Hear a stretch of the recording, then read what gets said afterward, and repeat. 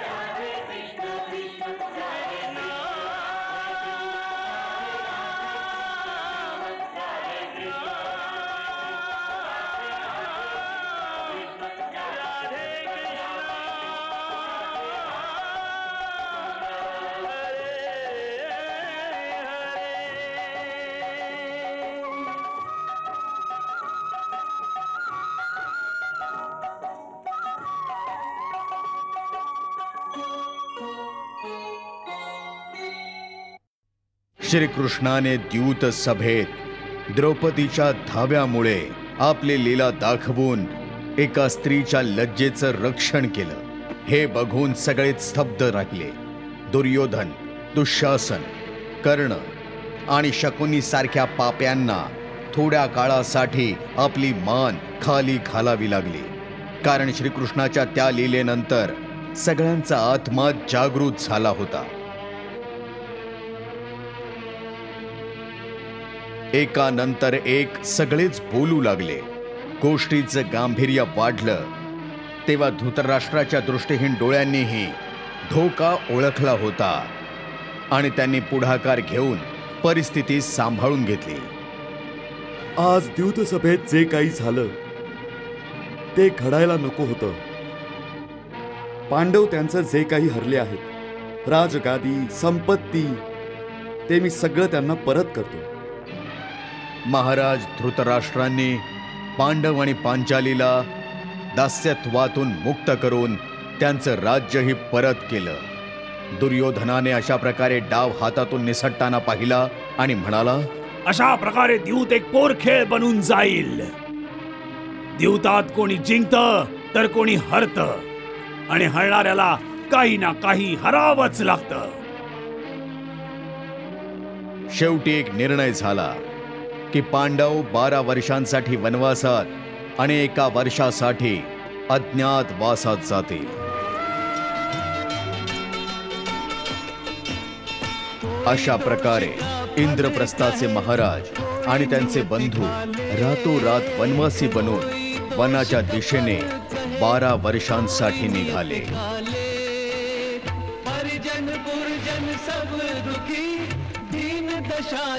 देख राजा दास बने, अनुजों संग राजा दास बने।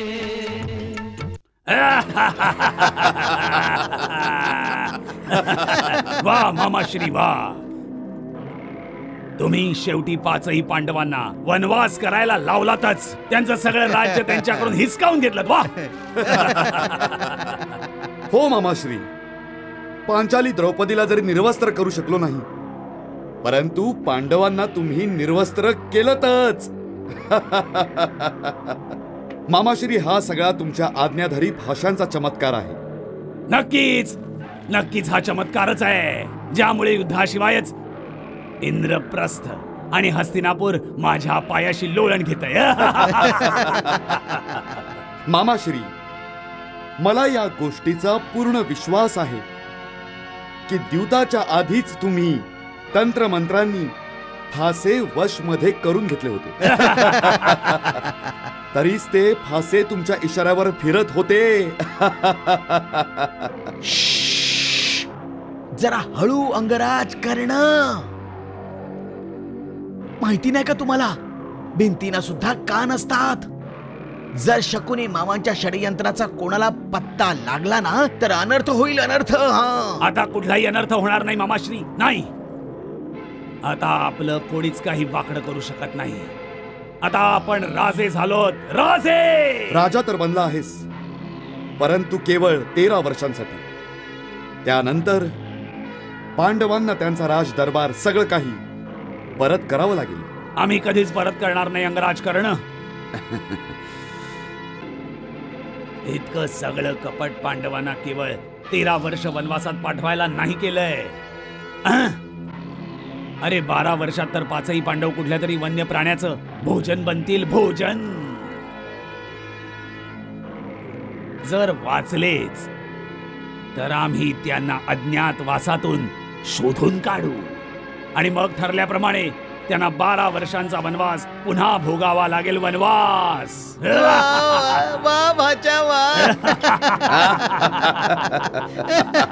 अर्थात आपण पांडवांच्या भाग्यात आजीवन वनवास लिहून ठेवला आहे.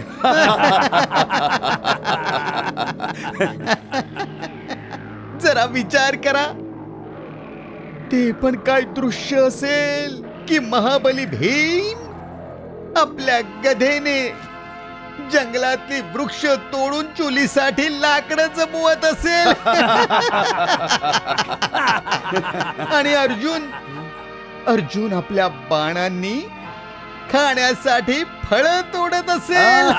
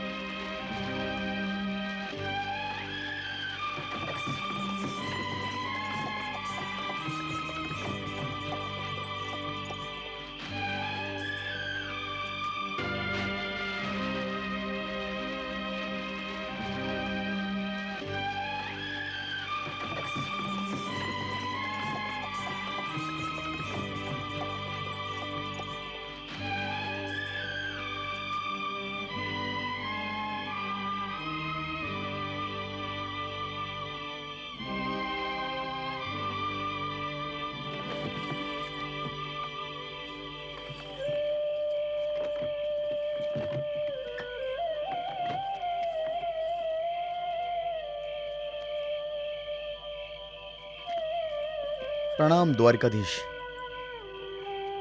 प्रणाम माते. प्रणाम केशव. प्रणाम.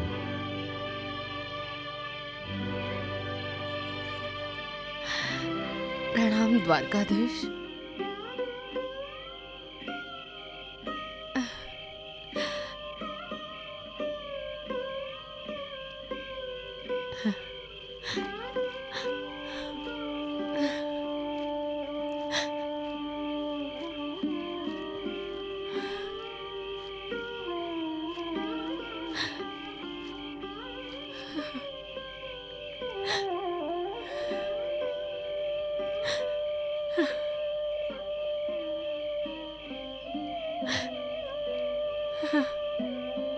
अगं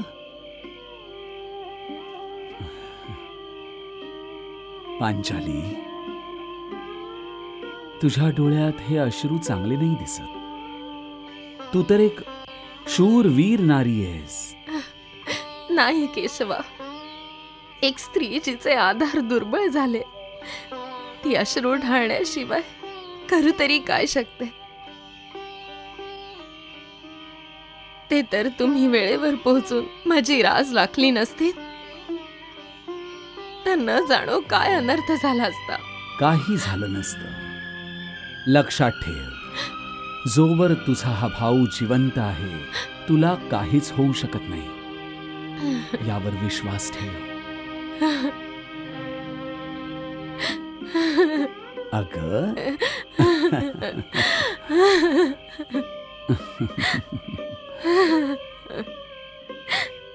पांचाली, भगिनी, वाईट वाटून घेऊ नकोस. सगळं नीट होईल.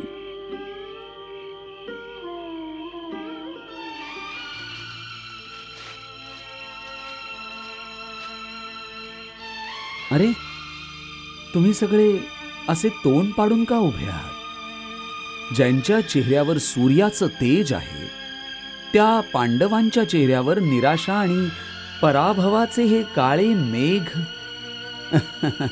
या डोळ्यांना बघवत नाहीत. ते ज्यांचा मान सन्मान पूर्णपणे नष्ट झाला असेल त्यांचे चेहरे या योग्यही नसतात की त्यांना बघावं. खरं तर हे आहे की आम्ही तोंड दाखवायच्या योग्यतेचे नाही राहिलोत. आम्हाला आमचीच लाज वाटायला लागली. बरं झालं की आम्ही जगापासून दूर या वनातल्या एकांतात आलो. इथे आमच्या लज्जित चेहऱ्यांना बघणारं कोणीच नाहीये. आता या वनात तोंड लपवून काय होणार आहे? त्या दिवशी दिवताच्या वेळी सगळेच्या सगळे तोंड बंद करून बसला होता, जेव्हा एका स्त्रीचा मान सन्मान आणि तिच्या प्रतिष्ठेला भरभेत ओरबाडलं जात होतं. जी द्रौपदी कधी आरशासमोर एक वस्त्र नव्हती उभी राहत, त्याच द्रौपदीला तिचे केस धरून खेचत भर सभेत आणलं गेलं. तिला वस्त्रहीन करण्याचा प्रयत्न केला गेला आणि हे दर्शकाप्रमाणे तमाशा बघत राहिले. यांचं रक्त खवळलं नाही, यांच्या क्रोधाचा ज्वालामुखी फुटला नाही. अरे, पाचापैकी एकाची हिंमत झाली नाही की कोणी माझी लाज राखली असती.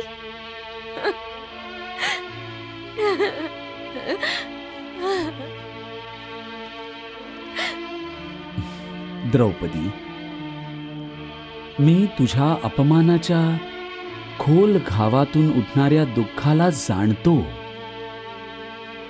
मी तुझ्या आत्म्यावर लागलेला एक एक घाव बघतोय. मला हे सुद्धा दिसतंय की आता तुझ्या मनात सुडाचा असा ज्वालामुखी खतखततोय.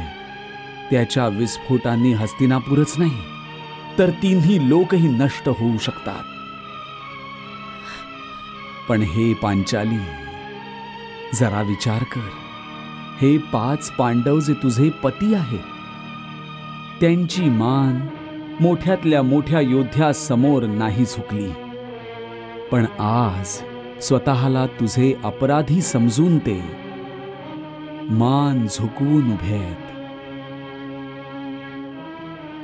असं नाहीये की त्यांच्या शस्त्रांची धार कमी झाली. ते आपल्या बळांनी आजही प्रलय आणू शकतात.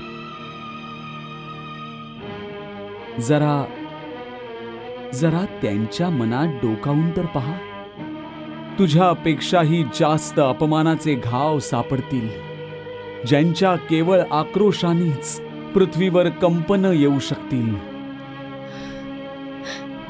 यांच्या आतही सुडाचा एक वणवा पेटलाय.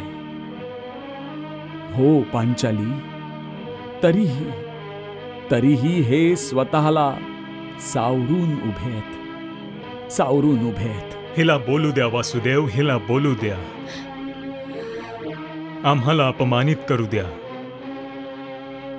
पांचालीचा आमच्यावरचा राग योग्यच आहे. यावेळी हिचं बोलणं कडू नक्कीच आहे, परंतु सत्य आहे. हो केशवा, द्रौपदीचे हे कटू शब्द जे बाण बनून माझ्या हृदयाला टचतायत, त्यांनी वेदना नक्कीच होत आहेत, पण मला या वेदना हव्याशा वाटतायत. मला हेही हवंय की माझ्या अपमानाचे हे घाव असे जिवंत राहावे, यातून रक्ताचे झरे असेच वाहत राहावे. मग 13 वर्षांनी मला कुठलेच घाव जिवंत करावे लागणार नाहीत. मला यांचा सूड घेणं लक्षात राहावं. तू हे विसरू तरी कसा शकतोस धनुर्धारी अर्जुन? तुला माझे हे मोकळे केस दिसत नाहीयेत का, ज्यांना खेचून दुःशासन मला सभेत घेऊन आला होता? आता हे केस नाहीये, विषारी नाग आहे, विषारी नाग. यांचे हुंकार तुम्हाला ऐकू येत नाही? हे ओरडून ओरडून दुःशासनाचं नाव घेतायत. अरे व्याकुळ आहेत हे नाग, दुःशासनाच्या छातीचं रक्त प्यायला. तू यांची तहान भागवणार नाहीयेस? अवश्य भागवेन पांचाली, अवश्य भागवेन. तुझे केस जे नाग बनून नेहमीच मला डसत राहतील. मला माझी प्रतिज्ञा आठवत राहील जी मी द्यूत सभेमध्ये केली होती. मी विसरूही नाही देणार, आणि मी तर मरेपर्यंत माझ्या अपमानाला विसरू शकणार नाही, आणि तुम्हा सगळ्यांना त्या वेळेपर्यंत क्षमा करणार नाही जोपर्यंत माझ्या अपमानाचा सूड उगवला जात नाही. पांडव जंगलात जाऊन निराश झाले होते. श्रीकृष्णांनी त्यांना धीर दिला आणि त्यांना कौरवांचा कुटील डाव सांगितला. त्यांना हेच तर हवं होतं की पांडव बलहीन आणि निराश व्हावेत. कौरवांचा डाव विफल करण्यासाठी श्रीकृष्णांनी पांडवांना सांगितलं की 13 वर्षाचा वनवास खरं तर तुमच्यासाठी नशिबाचं वरदान आहे. म्हणूनच नशिबाच्या या वरदानाचा लाभ घेऊन पांडवांना आपली शक्ती, आपले बळ वाढवले पाहिजे. अर्जुनाने या 13 वर्षात घोर तपस्या करून सदेह इंद्रलोकात जायची शक्ती प्राप्त करायला हवी. मग इंद्रलोकामध्ये जाऊन त्यांचे वडील देवराज इंद्राकडून त्यांची दिव्यास्त्र प्राप्त करायला हवीत. त्यामुळे पांडव कौरवांकडून आपला अधिकार परत घेण्यासाठी युद्धात या अस्त्रांचा वापर करू शकतील. अर्जुनाने श्रीकृष्णाच्या आज्ञेनुसार घोर तपस्या सुरू केली.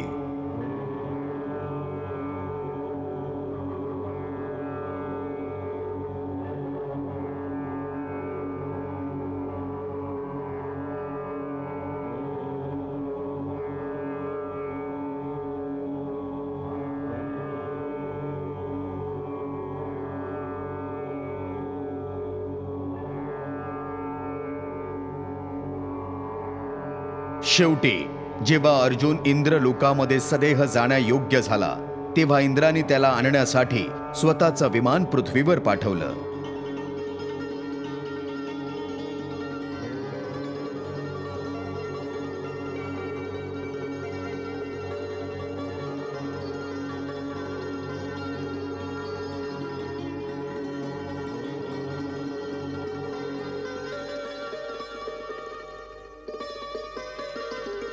यावे.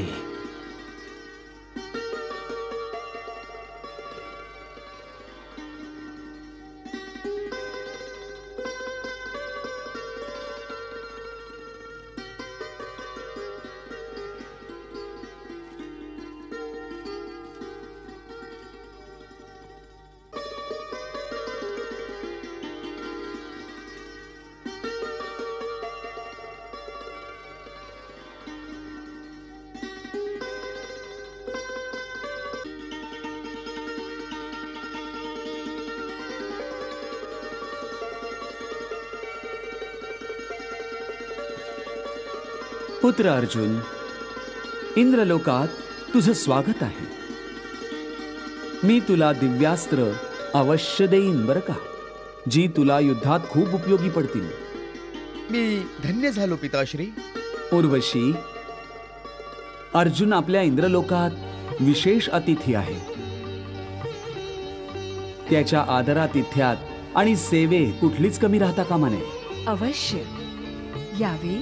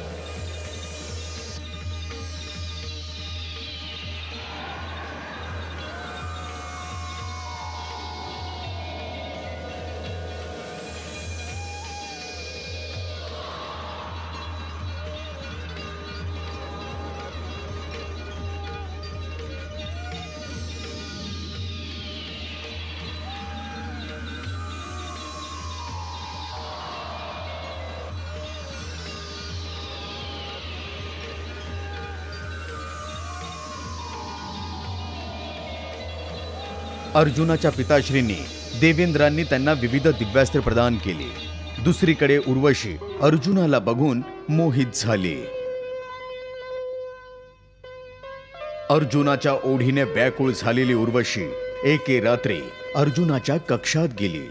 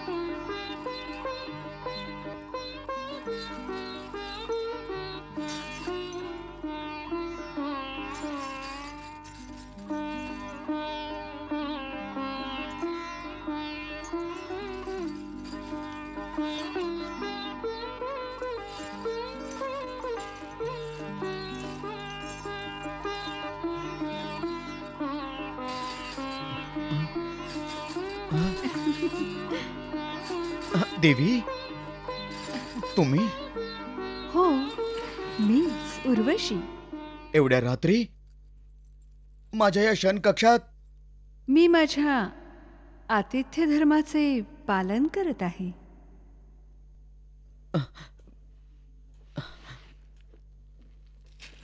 आतिथ्य धर्म?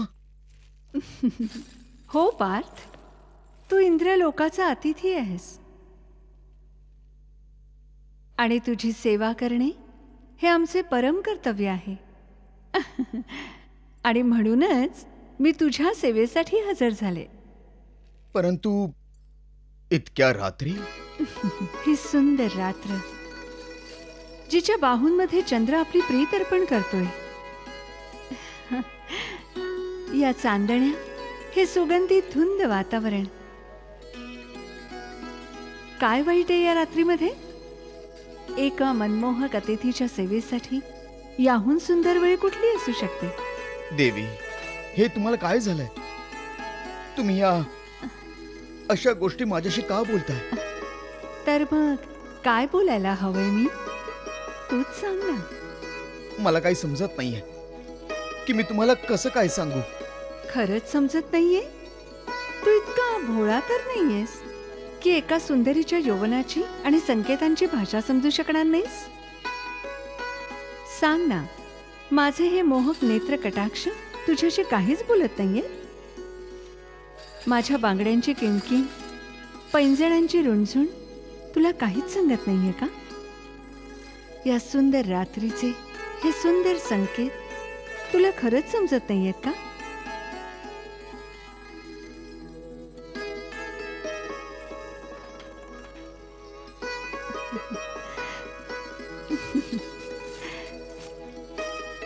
हे अर्जुना, तुझ्यापेक्षा तर हा दर्पण बरा. एक सुंदर स्त्री जेव्हा या दर्पणासमोर साज शृंगाराने नटलेले आपले तारुण्य न्याहाळते, आपली सजलेली छबी पाहून लज्जित होते, तेव्हा या निर्जीव दर्पणालाही तिच्या शृंगाराचा संकेत समजतो. मग तो तुला का समजत नाहीये? तू तर सजीव आहेस, तरुण आहेस, आणि तारुण्य तर स्वतःच अशा गोष्टी समजावून सांगतं. हे उर्वशी, असं वाटतंय तुमच्यावर सोमरसाची नाही तर तारुण्याची धुंदी चढली. पण मग ही धुंदी तुला का नाही चढली?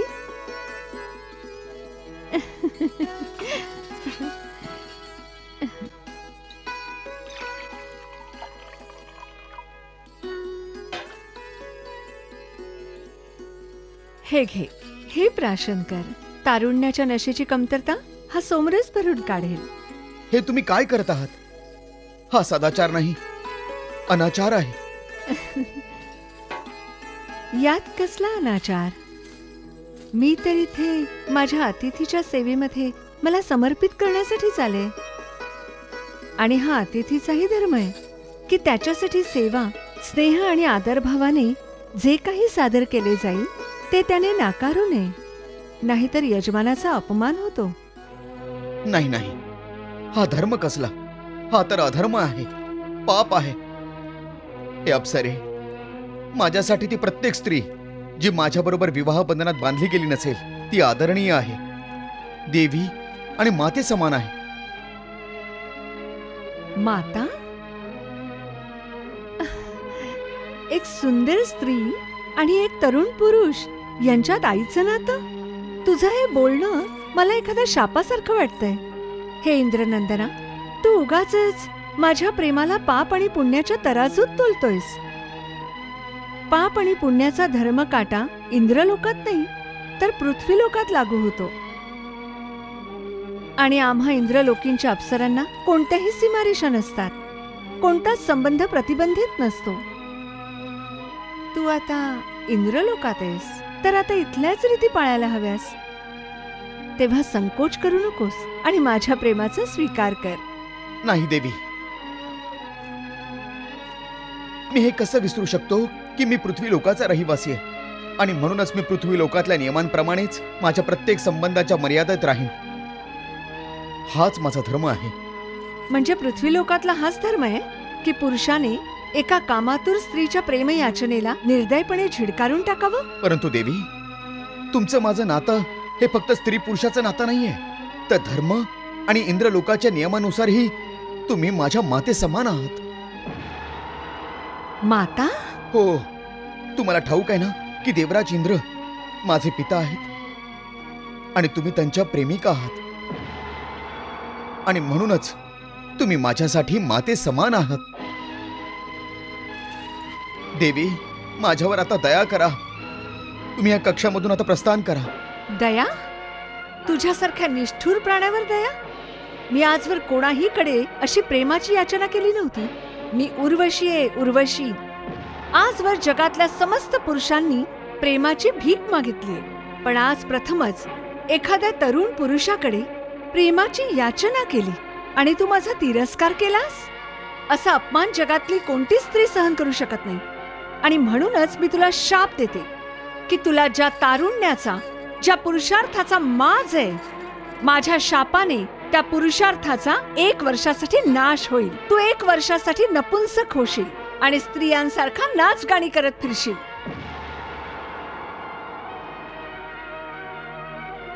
हाच माझा शाप आहे आणि तो कोणीही टाळू शकत नाही, कोणीही नाही. माते, मी तुमच्या या शापाचा स्वीकार करतो.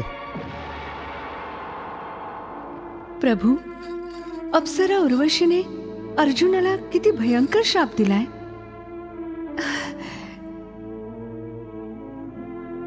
ही किती विचित्र घटना घडली आहे प्रभू. एकीकडे अर्जुन देवेंद्र इंद्रांच्या आशीर्वादाने दिव्यास्त्र प्राप्त करून शक्तिशाली बनला आहे आणि दुसरीकडे अप्सरा उर्वशीच्या शापाने त्याला हतबल करून टाकलंय.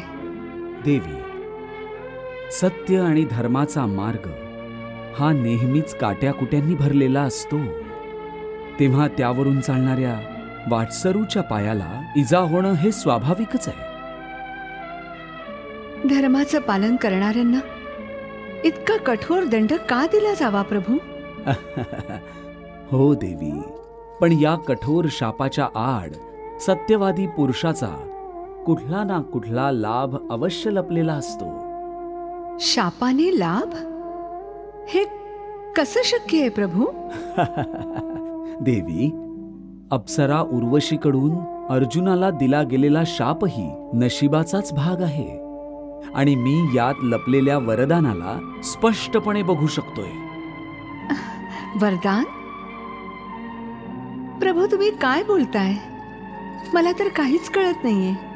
देवी, पांडवांचा 12 वर्षांचा वनवास तर बहुतेक संपलाच आहे.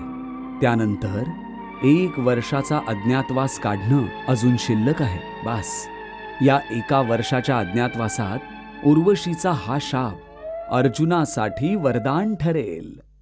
या शापामुळे अर्जुन अर्धनारी सारखा दिसायला लागेल त्यामुळे त्याला कोणीच ओळखू शकणार नाही. वाह प्रभू वाह, धन्य आहात तुम्ही आणि धन्य आहे तुमची लीला. आपल्या भक्तांसाठी तुम्ही काय काय करता? देवी, अर्जुन फक्त माझा भक्तच नाही, माझा सखा पण आहे. याच्यासाठी तर मला भगवान शंकरांकडेही एक विनंती करायची आहे.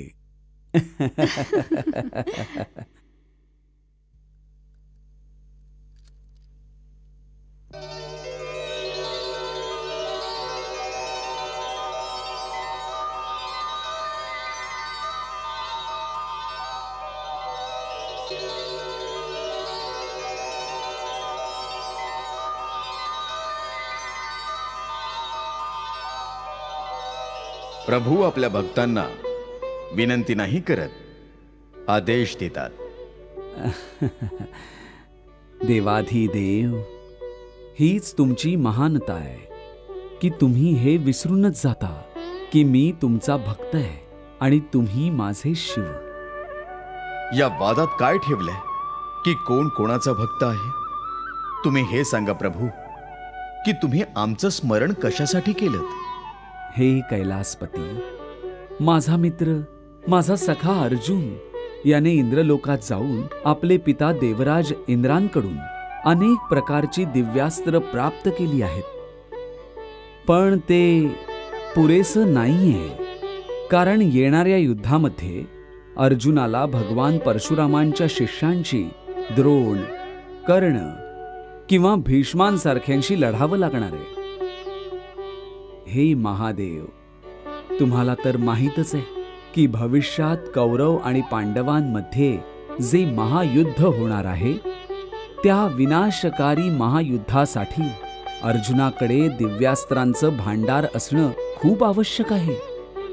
म्हणून मला असं वाटतं की देवराज इंद्रांनंतर माझ्या सख्यावर अर्जुनावर तुमचीही कृपादृष्टी व्हावी. कारण तुमच्या कृपादृष्टीशिवाय कुठलाही योद्धा विजयी कसा होऊ शकतो? म्हणूनच हे महादेव, तुम्ही अर्जुनाचे गुरु बना. त्रिलोकात तुमच्यासारखा गुरु दुसरा कोणी होऊच शकत नाही. प्रभू, मी तुमच्या आदेशाचं पालन पूर्णपणे करेन. मी अर्जुनाचा गुरु अवश्य बनेन. पण काय महादेव? पण गुरु बनण्याआधी मला अर्जुनाकडून गुरुदक्षिणा हवी आहे. कसली गुरुदक्षिणा? शिकवण्याआधी मी अर्जुनाचं बळ, त्याचं शौर्य आणि त्याच्या धनुर्विद्येची परीक्षा घेऊ इच्छितो. म्हणजेच तो माझा शिष्य बनण्यायोग्य आहे की नाही हे मला बघायचंय. अवश्य महादेव, मला विश्वास आहे की अर्जुन तुम्ही घेतलेल्या परीक्षेमध्ये पूर्णपणे योग्य सिद्ध होईल.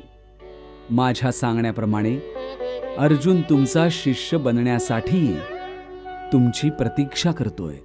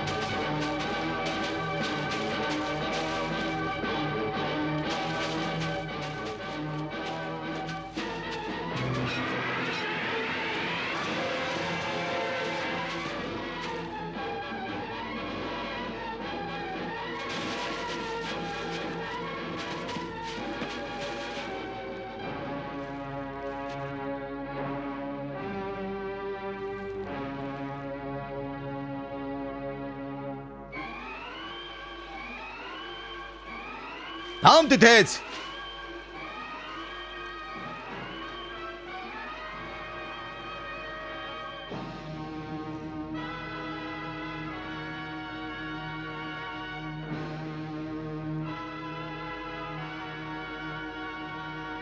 या वराहाकडे डोळे वर करून सुद्धा पाहू नकोस, कारण ही माझी शिकार आहे. तुझी शिकार? हे भिल्ला, या वराहाची शिकार तर मी केलीये. नाही, या वराहाची शिकार तू नाही तर मी केलीये. म्हणूनच याच्यावर आता माझा अधिकार आहे. या वराहावर केवळ माझा अधिकार आहे. यावर आधी मी बाण चालवला. तू खोटं बोलतोयस. यावर आधी बाण मी चालवला, पण याला आधी मी बघितलं होतं. नाही, याला आधी बघितलं मी होतं, म्हणून याला घेऊन मी जाणार आहे. हे भिल्ला, मी तुला माझी शिकार अशीच घेऊ जाऊन देणार नाही. म्हणून तुला त्यासाठी माझ्याशी युद्ध करावं लागेल. जो जिंकेल तो या वराहाला घेऊन जाईल. जर तुझी तशी इच्छा असेल तर तेही ठीक आहे. होऊ दे युद्ध.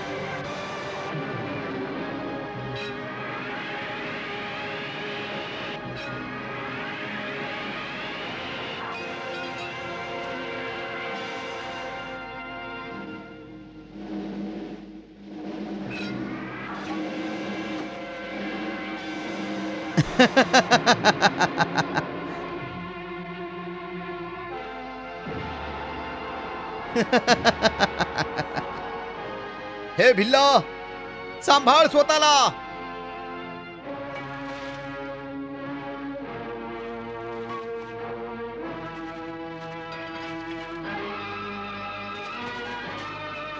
अशा तऱ्हेने भिल्लाच्या रूपातल्या शिवशंभूचं आणि अर्जुनाचं युद्ध सुरू झालं.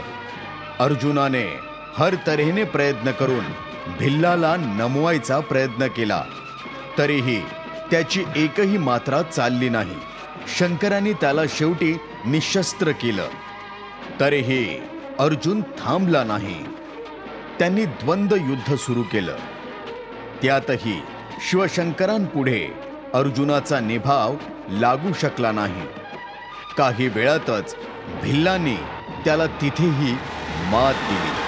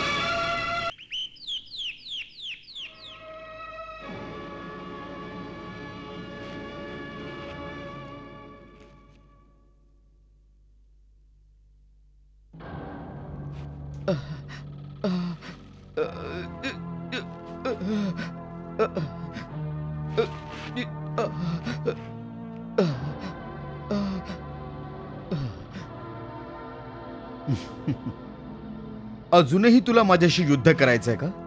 हे भिल्ला, युद्ध अजून संपलेलं नाहीये. पण परत युद्ध करण्याआधी मी शिवजींची पूजा करू इच्छितो. मला मान्य आहे.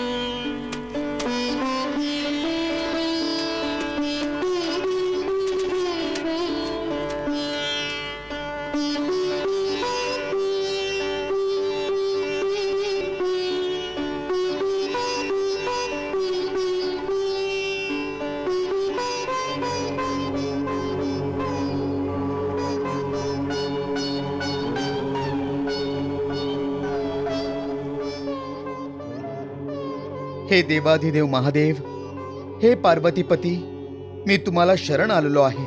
माझ्या या पूजेचा स्वीकार करा.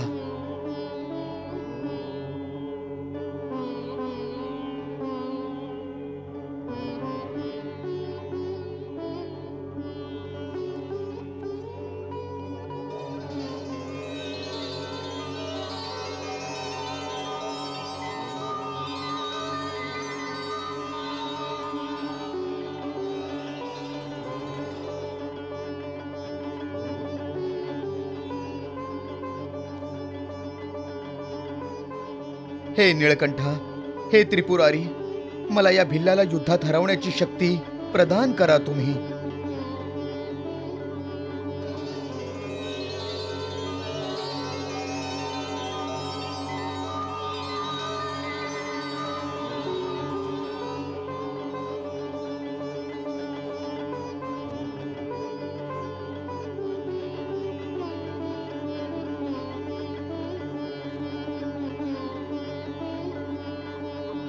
हे शिवशंकर, मला आशीर्वाद द्या तुम्ही.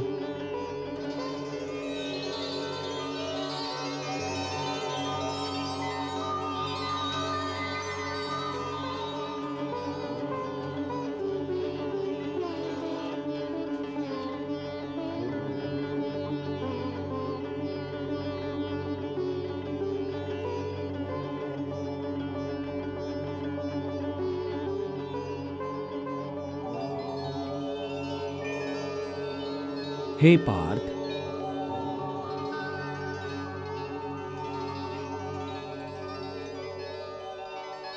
मधुसूदन,